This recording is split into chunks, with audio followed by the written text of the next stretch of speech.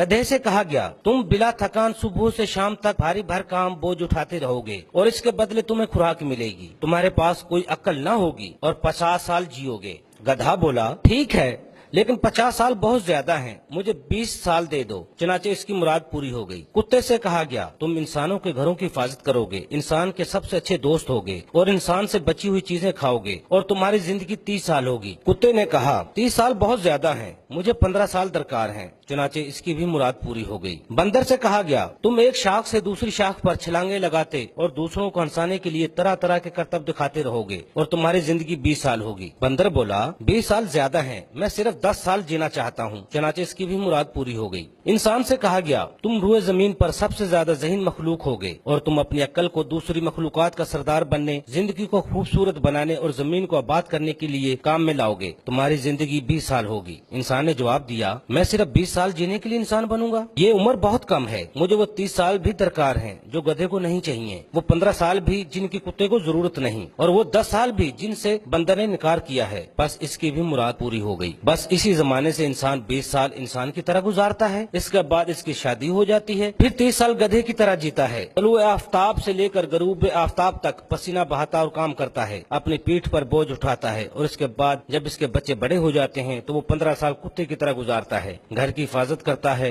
दरवाजे, खिड़कियां और बिजली के बल्ब वगैरह बंद करता रहता है और बच्चों का बचा हुआ खाना भी खाता रहता है। इसके बाद जब वो बूढ़ा और रिटायर हो जाता है तो 10 साल बंदर की तरह गुजारता है, एक घर से दूसरे घर और एक बेटे के पास से दूसरे बेटे और एक बेटी के पास से दूसरी बेटी के यहाँ जाता रहता है और अपने पोते पोतियों को हंसाने के लिए अजीब व गरीब करतब दिखाता और कहानियां सुनाता रहता है। Afzal Ayubi, DMH news, Lahore.